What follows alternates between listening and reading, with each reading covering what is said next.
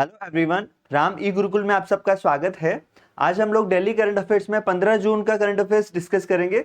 इससे पहले हमने लास्ट क्लास में क्या पढ़ा था वो एक बार क्विक रिवाइज कर लेते हैं। देखिए, लास्ट क्लास की जो इंपॉर्टेंट न्यूज थी उसमें पहली न्यूज थी कि भाई लेफ्टिनेंट कमांडर यशस्वी सोलंकी राष्ट्रपति की पहली महिला एडीसी बनी। देखिए, जो यशस्वी सोलंकी है ये इंडियन नेवी से है, जो राष्ट्रपति की इंडियन नेवी से पहली महिला एडीसी बनी है।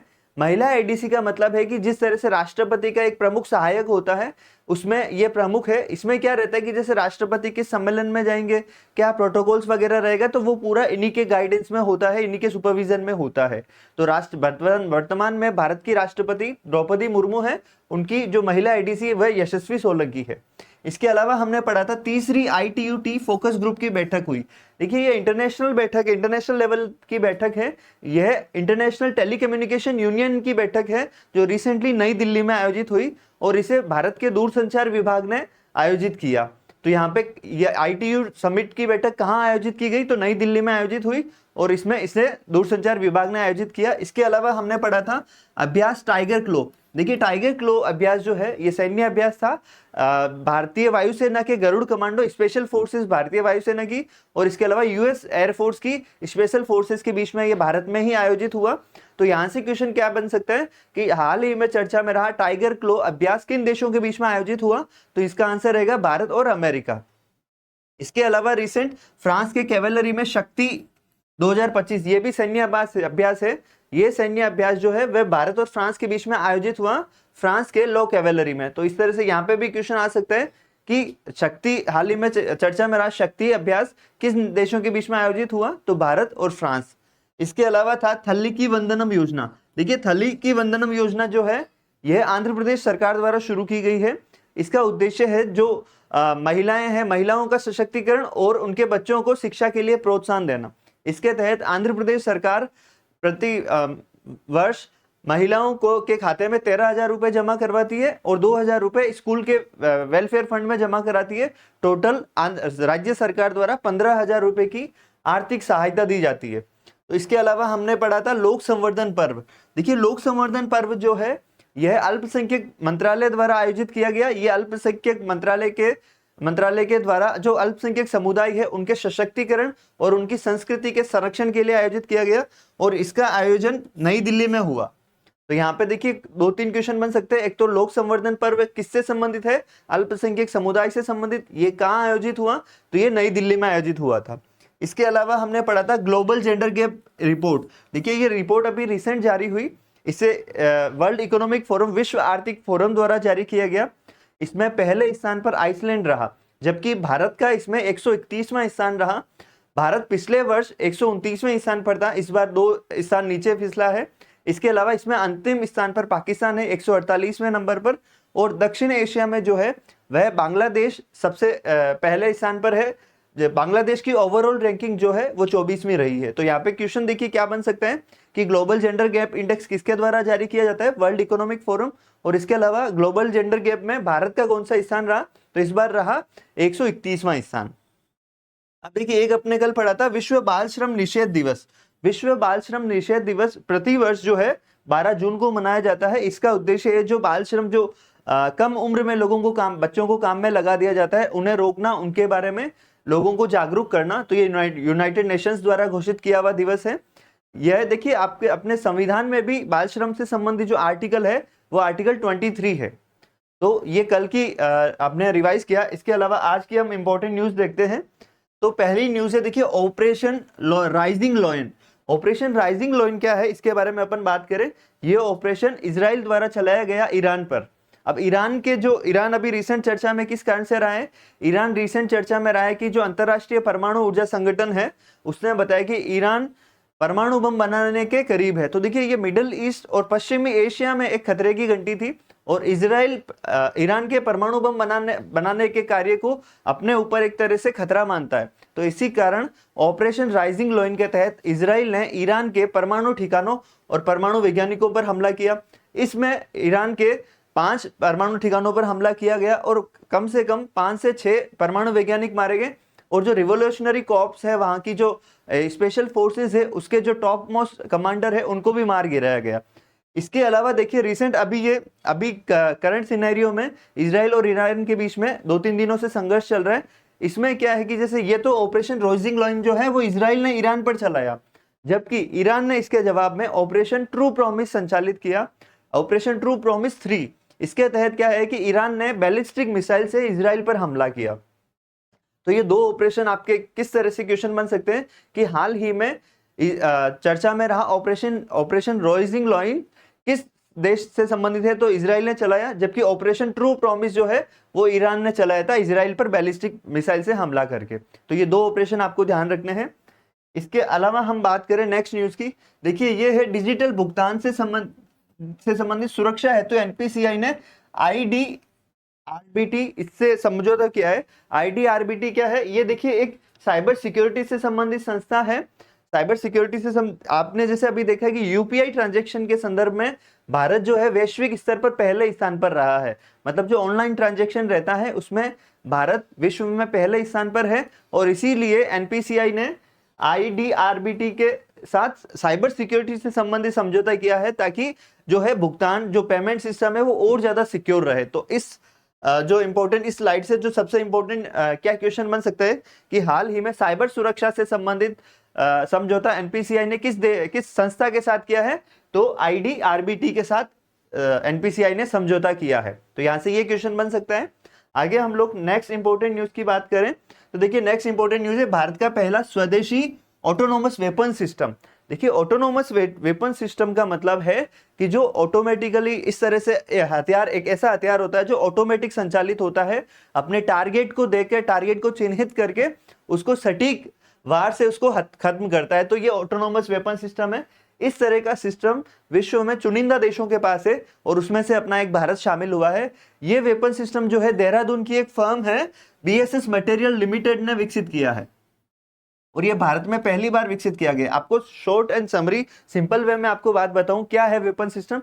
देखिए ये एक तरह की एडवांस मशीन गन होती है। मशीन गन मतलब जिससे एआई आर्टिफिशियल इंटेलिजेंस से युक्त मशीन गन होती है। जिस तरह से देखिए मैं आपको एक सिंपल एग्जांपल देता हूं। अभी 2020 में इजराइल ने ईरान के एक परमाणु वैज्ञानिक की हत्या की थी, और वो हत्या इस तरह से की थी कि कार में बैठे हुए परमाणु वैज्ञानिक को कई किलोमीटर दूर मशीन गन से उसको मार गिराया था। और ये मशीन गन किस तरह से काम करती है, आर्टिफिशियल इंटेलिजेंस से ये अपने टारगेट की पहचान करती है और कई मीलों दूर ये अपने दुश्मन को खत्म कर सकती है।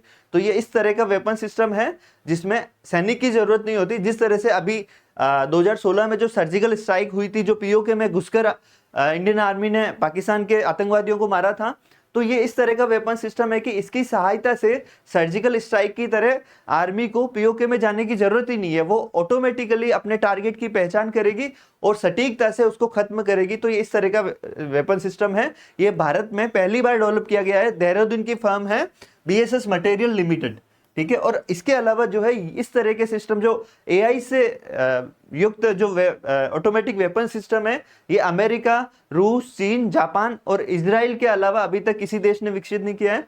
तो ये भारत के लिए एक उपलब्धि है। और रिसेंट चर्चा में क्यों रहा है, किस कंपनी ने विकसित किया, ये भी ध्यान रखना है। और क्या है, एआई की सहायता से मशीन गन एक इस तरह का वेपन सिस्टम होता है कि वो टारगेट को बिना मानवीय सहायता से हिट करने में सक्षम है। तो आगे की हम लोग न्यूज की बात करें, देखिए अगली न्यूज है आईएसएसएफ शूटिंग वर्ल्ड कप। देखिए शूटिंग वर्ल्ड कप अभी कई चरणों में संचालित हो रहा है। वर्तमान में इसका आयोजन जो है म्यूनिख, जर्मनी के म्यूनिख में हो रहा है। इसमें अभी तक की जो अपडेट के अनुसार भारत ने 3 पदक जीते हैं, जिसमें एक तो स्वर्ण पदक और 2 कांस्य पदक जीते हैं। अब देखिए स्वर्ण पदक जो जीता है भारत की निशानेबाज है सुरुचि सिंह। सुरुचि सिंह ने 10 मीटर एयर पिस्टल में यह स्वर्ण पदक जीता है। तो देखिए यहां से इसके अलावा जो है 2 कांस्य पदक जीते। अब 2 कांस्य पदक विजेता कौन कौन है, पहली तो है आपके एलावेनिल वलावरिन, ये इन्होंने कांस्य पदक जीता किस स्पर्धा में, 10 मीटर एयर राइफल में जीता। और इसके अलावा दूसरा कांस्य पदक जीता सिफत कौर सामरा ने जीता, ये जीता आपके 50 मीटर राइफल थ्रो पोजीशन। अब देखिए यहाँ पे क्वेश्चन किस तरह से बन सकता है, अभी तक ये टूर्नामेंट खत्म नहीं हुआ, तो टोटल कितने मेडल्स हैं वो आपको अगली क्लास में बता दिया जाएगा। यहां से क्या क्वेश्चन बन सकता है कि अभी रिसेंट जो आईएसएसएफ विश्व कप का आयोजन कहां किया जा रहा है, जर्मनी के म्यूनिख में। अब देखिए क्वेश्चन और क्या बन सकता है कि सुरुचि सिंह जो है, हाल ही में चर्चा में रही, सुरुचि सिंह किस खेल से संबंधित है? तो सुरुचि सिंह निशानेबाजी, शूटिंग से संबंधित है। हाल ही में चर्चा में रही, सुरुचि सिंह ने आईएसएसएफ वर्ल्ड कप में स्वर्ण पदक किस स्पर्धा में जीता? तो यहाँ पे ध्यान रखिएगा, ये इस तरह के क्वेश्चन भी आते हैं। तो 10 मीटर एयर पिस्टल, मेजरली जो है क्वेश्चन जो है वो गोल्ड मेडलिस्ट पे पूछे जाते हैं, क्योंकि ब्रॉन्ज और सिल्वर मेडलिस्ट के बारे में रेयरली पूछा जाता है, लेकिन ये जरूर ध्यान रखना है कि किस खेल से संबंधित है। जैसे एलावेनिल वलावरिन जो है वो 10 मीटर एयर राइफल से संबंधित है, जबकि सिफत कोट सामरा जो है उन्होंने 50 मीटर राइफल थ्रो पोजीशन में कांस्य पदक जीता। इस तरह के जो इनकी स्पर्धा और इनका मेडल, ये चीज ध्यान रखना है। और स्पेशली जो गोल्ड मेडल है उसके बारे में तो क्वेश्चन सबसे ज्यादा पूछे जाने की संभावना रहती है। तो यहाँ पे जो पॉसिबल क्वेश्चंस है वो भी आप ध्यान रखिए कि क्या क्या क्वेश्चन पूछे जा सकते हैं। आगे हम लोग नेक्स्ट क्वेश्चन की बात करें, नेक्स्ट स्लाइड की बात करें तो देखिए, क्लब वर्ल्ड कप जो है, क्लब विश्व कप है, ये फुटबॉल से संबंधित है। इसका आयोजन अभी 14 जून से शुरू हुआ है। 14 जून से इसका आयोजन होगा और इसका आयोजन हो रहा है संयुक्त राज्य अमेरिका, यूएसए में इसका आयोजन हो रहा है। तो देखिए यहाँ से पहला क्वेश्चन तो यही बन सकता है कि क्लब वर्ल्ड कप का आयोजन कहाँ किया गया? तो संयुक्त राज्य अमेरिका में किया जा रहा है अभी वर्तमान में। अब देखिए यहाँ पे क्या है कि इस वर्ल्ड कप में एक देश से 2 टीमें और एक महाद्वीप से 4 टीमें भाग ले सकती है। तो यहाँ पे जो है एशिया से अभी कौन कौन भाग ले रही है? अल हिलाल। अल हिलाल आप चर्चा आपने सुन रखा होगा नाम। अल हिलाल से रोनाल्डो जुड़े हुए थे, क्रिस्टियानो रोनाल्डो। इसके अलावा एशिया से उरावा रेड डायमंड और अल एन और उल्सान एशिया से भाग ले रही है। तो यहाँ पे देखिए, ये जो वर्ल्ड कप है ये 4 सालों में आपसे एक बार आयोजित होगा। अगला वर्ल्ड कप जो है वह 2029 में आयोजित होगा। तो देखिए, जब भी कभी फीफा वर्ल्ड कप या club world cup, world championship से रिलेटेड कोई अगर न्यूज रहती है तो उसका आयोजन कहाँ हो रहा है, उसका विजेता कौन है, ये सबसे ज्यादा इंपॉर्टेंट है। तो इस स्लाइड में जो सबसे ज्यादा इंपॉर्टेंट क्वेश्चन बन सकता है वो है कि इसका वर्ल्ड कप का आयोजन कहाँ हुआ? संयुक्त राज्य अमेरिका में हुआ। इसमें टोटल पहले 7 टीमें भाग लेती थी, लेकिन इस बार जो है इस वर्ल्ड कप में टोटल 32 क्लब की टीमें भाग लेगी। ठीक है, तो एक महाद्वीप से अधिकतम 4 टीमें भाग ले सकती है और एक देश से अधिकतम 2 टीमें भाग ले सकती है। तो ये यहाँ से जो पॉसिबल क्वेश्चंस है वो आपके सबसे इंपॉर्टेंट है, कहाँ आयोजित हुआ, ये चीज हमें ध्यान रखनी है। इसका जब भी रिजल्ट आएगा, इसका चैंपियन डेफिनेटली हम लोगों के लिए करंट अफेयर्स के पॉइंट ऑफ व्यू से इंपॉर्टेंट रहता है, तो उसका भी ध्यान रखना है। आगे हम लोग नेक्स्ट न्यूज की बात करें तो देखिए, प्रियंका गोस्वामी, भारत की अभी रिसेंट प्रियंका गोस्वामी चर्चा में रही है, खिलाड़ी है, एथलीट है। ये किस कारण से चर्चा में रही है? तो प्रियंका गोस्वामी ने recent Austrian race walking championship में पहला स्थान हासिल किया है। तो देखिए यहां से क्वेश्चन क्या बन सकता है कि हाल ही में ऑस्ट्रियन रेस वॉकिंग चैंपियनशिप ने भारत की किस महिला खिलाड़ी ने पहला स्थान हासिल किया? तो वो है प्रियंका गोस्वामी। इसके अलावा पूछा जा सकता है कि हाल ही में चर्चा में रही प्रियंका गोस्वामी किस खेल से संबंधित है? तो एथलीट है। ये चीज हमें ध्यान रखना है। अब देखिए 10 किलोमीटर रेस वॉक जो स्पर्धा है वो है 10 किलोमीटर रेस वॉक में इन्होंने पहला स्थान हासिल किया। तो यहां से ये इंपॉर्टेंट पॉसिबल क्वेश्चंस है। आगे हम लोग जो है नेक्स्ट न्यूज की बात करें तो नेक्स्ट न्यूज है आपके विजय रूपाणी। देखिए विजय रूपाणी रिसेंट जो है आपकी कैटेगरी है इसकी पर्सन इन न्यूज, चर्चित व्यक्तित्व में ये शामिल है। अभी इनका निधन हुआ, जो एयर इंडिया का विमान दुर्घटनाग्रस्त हुआ उसमें भी ये इनका निधन हुआ। जो लंदन जा रहे एयर इंडिया के विमान दुर्घटनाग्रस्त हुआ अहमदाबाद में, उस विमान में ही ये थे, इनका रिसेंटली निधन हुआ। अब देखिए ये अपने को ध्यान क्यों रखना है, क्योंकि एक चर्चित शख्सियत थी, देश की चर्चित शख्सियत थी और ये विभिन्न ऐसे पदों पे रहे जो बहुत इंपॉर्टेंट है। किस तरह से? देखिए सबसे पहले बात करें तो विजय रूपाणी राज्यसभा सांसद भी रहे हैं। इसके अलावा ये जो है राजकोट, जो गुजरात में राजकोट पश्चिम में, वहां से विधायक भी रहे और गुजरात के 2 कार्यकाल में मुख्यमंत्री भी रहे। तो देखिए मुख्यमंत्री कब तक रहे थे? 2016 से 17 तक और 17 से 21 तक ये गुजरात के मुख्यमंत्री रहे और वर्तमान में ये भाजपा के राष्ट्रीय उपाध्यक्ष भी रहे और इसके अलावा पंजाब प्रभारी भी थे। तो एक मुख्यमंत्री जो गुजरात के पूर्व मुख्यमंत्री थे, तो इस हिसाब से अपने को चर्चा में रहे व्यक्तित्व के बारे में क्वेश्चन पूछा जा सकता है कि हाल ही में चर्चा में रहे विजय रूपाणी किस राज्य से संबंधित थे? तो गुजरात से थे, गुजरात के मुख्यमंत्री रहे हैं। तो ये चीजें ध्यान रखनी है। ये राज्यसभा सांसद भी रहे। इस तरह से भी इनके जो स्टेट स्पेसिफिक अगर करंट अफेयर्स के क्वेश्चन पूछे जाते हैं तो उनके पदों के बारे में भी पूछा जा सकता है कि वो कहाँ से विधायक रहे। जैसे गुजरात का एग्जाम हो रहा है तो उसमें पूछा जा सकता है कि विजय रूपाणी किस विधानसभा से विधायक रहे? तो राजकोट पश्चिम से विधायक रहे हैं। इसके अलावा नेक्स्ट न्यूज की अपन बात करें, देखिए अब तटीय सुरक्षा बैठक जो है, कोस्ट गार्ड सिक्योरिटी बैठक है ये जो देखिए जो इंडियन कोस्ट गार्ड है ये क्या है, ये जो भारत के तटीय राज्य है, तटीय सीमाओं की सुरक्षा के लिए उत्तरदायी है। तो अभी रिसेंटली अब तटीय सुरक्षा से संबंधित बैठक जो है उसका आयोजन नई दिल्ली में किया गया। ठीक है, अब इसमें जो कोस्ट गार्ड की बैठक में किन किन ने भाग लिया, तो इसमें भारत की जो सिक्योरिटी एजेंसी है, जो खुफिया एजेंसी है, उसमें सभी ने भाग लिया, जैसे नेवी है, रो है, आईबी है, एनआईए है। तो इन सब ने इन सिक्योरिटी के बारे में भाग लिया। इन बैठक का उद्देश्य होता है कि जो तटीय सुरक्षा के जो मानक है उनको निर्धारित किया जाए और तटीय सुरक्षा में आने वाली चुनौतियों का सोल्यूशन किस तरह से किया जाए, तो उसके बारे में चर्चा की गई।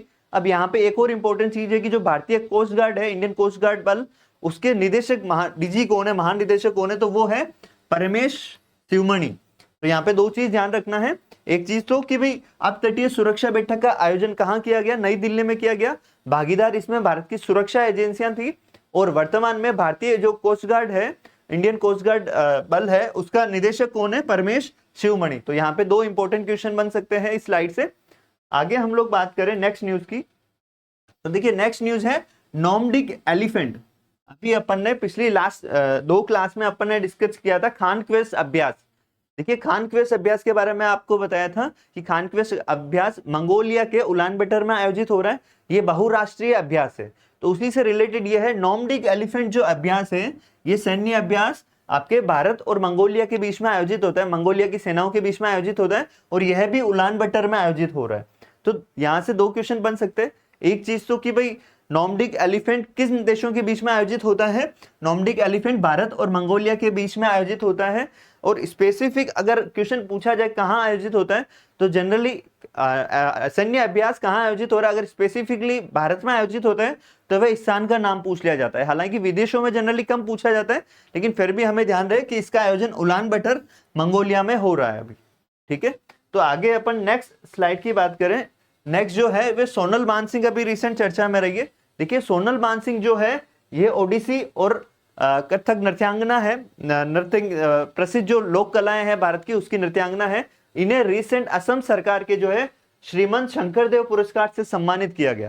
अब देखिए श्रीमंत शंकरदेव पुरस्कार क्या है, श्रीमंत शंकरदेव पुरस्कार जो है कला से संबंधित है और यह पुरस्कार असम सरकार द्वारा दिया जाता है। तो क्वेश्चन क्या बन सकता है कि हाल ही में असम सरकार द्वारा दिए जाने वाले श्रीमंत शंकरदेव पुरस्कार से किस नृत्यांगना को या किसे सम्मानित किया गया है, तो उसका आंसर रहेगा सोनल मानसिंह।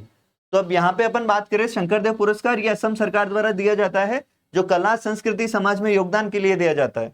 ठीक है, जो सोनल मानसिंह के बारे में बात करें तो देखिए सोनल मानसिंह ओडिसी और भरतनाट्यम कथक नृत्यांगना है। इसके अलावा जो सोनल मानसिंह के बारे में इंपॉर्टेंट पॉइंट क्या है कि ये काफी लॉन्ग टाइम से चर्चा में रही है। किस कारण से इन्हें भारत के जो सर्वोच्च सम्मानों में से एक पद्म विभूषण से भी सम्मानित किया गया है, पद्म भूषण, और संगीत नृत्य अकादमी के सम्मान से भी सम्मानित किया गया है। इसके अलावा सोनल मानसिंह का सबसे इंपॉर्टेंट पॉइंट भी क्या है कि ये राज्यसभा की सांसद भी रही है। राष्ट्रपति ने इन्हें साहित्य कला विज्ञान समाज सेवा क्षेत्र से राज्यसभा में सांसद के रूप में मनोनीत भी किया है। तो यहाँ पे इंपॉर्टेंट पॉइंट्स क्या है वो ध्यान रखना है। एक तो श्रीमद शंकरदेव पुरस्कार से किन्हें सम्मानित किया गया, सोनल मानसिंह को। सोनल मानसिंह राज्यसभा सांसद भी रही है। इन्हें भारत के सर्वोच्च सम्मानों में से एक पद्म विभूषण और पद्मश्री और संगीत नृत्य अकादमी से भी सम्मानित किया गया है और ये राज्यसभा सांसद भी रही है। तो ये इंपॉर्टेंट चीजें आपको ध्यान रखनी है। आगे हम लोग बात करें नेक्स्ट न्यूज की, तो देखिए लोकार्नो का मानद तेंदुआ पुरस्कार, या इसको और इंग्लिश में क्या बोलते हैं, इंग्लिश में भी ध्यान रखना है, पार्डो डी ओनोर पुरस्कार। तो जो लोकार्नो महोत्सव फेस्टिवल आयोजित होता है इसमें पार्डो डी ओनोर या तेंदुआ पुरस्कार इससे किससे सम्मानित किया गया, तो अमेरिका के जो है ये निर्माता निर्देशक लेखक है उन्हें अलेक्जेंडर पाइने को सम्मानित किया जाएगा।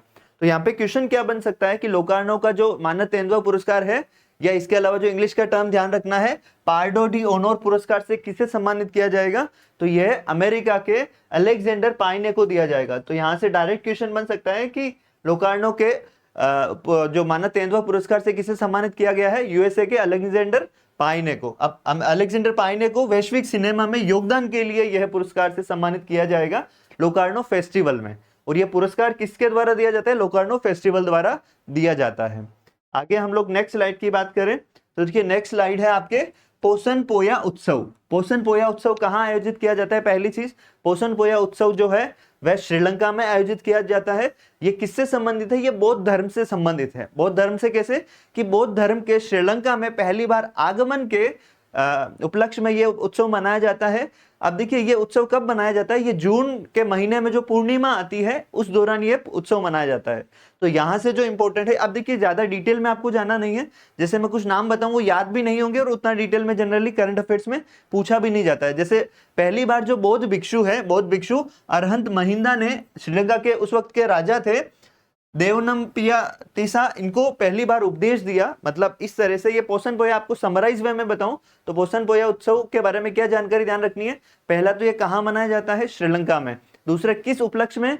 कि बौद्ध धर्म के श्रीलंका में आगमन के उपलक्ष्य में यह मनाया जाता है। और कब मनाया जाता है? ये जून महीने में आने वाली पूर्णिमा को मनाया जाता है। तो इस स्लाइड में आपको 3 इंपॉर्टेंट पॉइंट ध्यान रखते हैं।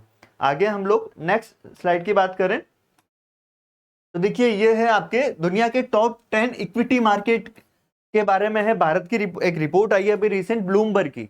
तो इस जो स्लाइड का इसका सार क्या है इसके बारे में अपन बात करें तो देखिए ब्लूमबर्ग की रिपोर्ट के अनुसार जो भारत, जो वैश्विक शेयर बाजार है, भारत के जो वैश्विक ग्लोबल लेवल पे जितने भी शेयर बाजार है उसके जो रिटर्न है या उनमें जो लाभ है, उनमें रिटर्न में सर्वाधिक लाभ जो है भारत के शेयर बाजारों में अभी रिसेंट हुआ है और ये 21% है। तो भारत जो रिटर्न प्राप्त ग्लोबल स्टॉक मार्केट में जो सर्वाधिक रिटर्न देने वाला देश, पहला देश कौन सा है, पहले स्थान पर कौन सा देश है? तो इसमें भारत है। अब अपन इसमें बात करें आगे, देखिए भारत के जो मार्केट कैप में रिसेंट टाइम में 85.5 लाख करोड़ की वृद्धि हुई है और भारत का जो शेयर मार्केट का जो टोटल मार्केट कैप है, कितना मार्केट कैप है ये? 456 लाख करोड़। तो ओवरऑल मार्केट कैप के आधार पर भारत का वैश्विक स्तर पर 5वां स्थान है। मतलब कि भारत विश्व का 5वां सबसे बड़ा शेयर बाजार है। लेकिन यहाँ पे जो न्यूज किस कारण से रही है, ये है कि भारत में जो सर्वाधिक रिटर्न देने वाले देशों में भारत का पहला स्थान रहा है, इस कारण से ये न्यूज चर्चा में है। तो इसके अलावा अपन बात करें कि ये किस कारण से रिटर्न सर्वाधिक रहा है, कि स्टॉक मार्केट में रिसेंट टाइम में जो है भारत के घरेलू निवेशक जो लोकल इन्वेस्टर्स है उन्होंने इसमें इन्वेस्ट किया है ट्रस्ट के साथ, इस स्टॉक मार्केट के ट्रस्ट के साथ। तो इस कारण से रिटर्न देने में वैश्विक स्तर पर भारत का स्टॉक मार्केट जो है पहले स्थान पर रहा है। अब अपन थोड़ा इसका एनालिसिस और डीपली करें तो देखिए रिटर्न देने में मैंने आपको बताया भारत पहले स्थान पर है। इसका रिटर्न जो सर्वाधिक मिला है 21%, 456 लाख करोड़ का वर्तमान में भारत का मार्केट कैप है। इसके अलावा जो मार्केट कैप के संदर्भ में इस टेबल में आपको सबसे इंपॉर्टेंट क्या ध्यान रखना है कि मार्केट कैप के अकॉर्डिंग जो है विश्व का सबसे बड़ा शेयर मार्केट कौन सा है? तो वह है यूएसए का है। यूएसए हालांकि रिटर्न देने में काफी पीछे है, लेकिन इसका सबसे बड़ा मार्केट कैप किसका है? यूएसए का है और ये है आपके 4,523 लाख करोड़ का मार्केट है। ये चीज इंपॉर्टेंट है। तो आपके देखिए यहाँ पे सबसे इंपॉर्टेंट इन 2 स्लाइड्स में क्या क्वेश्चन पूछे जा सकते हैं? इनमें एक तो क्वेश्चन पूछा जा सकता है कि शेयर बाजारों में सर्वाधिक रिटर्न देने के मामले में भारत का वैश्विक स्तर पर कौन सा स्थान है? तो इसमें वैश्विक स्तर पर पहला स्थान है। मार्केट कैप के आधार पर भारत का शेयर बाजार वैश्विक स्तर पर कौन से स्थान पर है? 5वें स्थान पर है। और मार्केट कैप के आधार पर विश्व का सबसे बड़ा शेयर मार्केट कौन सा है? यूएसए है, संयुक्त राज्य अमेरिका। तो इन दोनों स्लाइड में आपके यहां से जो मैक्सिमम पॉसिबल क्वेश्चन बन सकते हैं या मैक्सिमम पॉसिबल इंफॉर्मेशन जो है वो आपको ये ध्यान रखनी है। आगे हम लोग बात करें नेक्स्ट न्यूज की तो देखिए ये है आपके वर्ल्ड टेस्ट चैंपियनशिप। जो क्रिकेट में वर्ल्ड टेस्ट चैंपियनशिप है इसका अभी रिसेंट फाइनल मैच हुआ और इस वर्ल्ड टेस्ट चैंपियनशिप का फाइनल में दक्षिण अफ्रीका ने पहली बार जो है टेस्ट चैंपियनशिप का खिताब जीता। दक्षिण अफ्रीका ने ऑस्ट्रेलिया को 5 विकेट से हराकर ये वर्ल्ड टेस्ट चैंपियनशिप पहली बार जीती है। भारत अभी तक ये टेस्ट चैंपियनशिप नहीं जीत पाया है।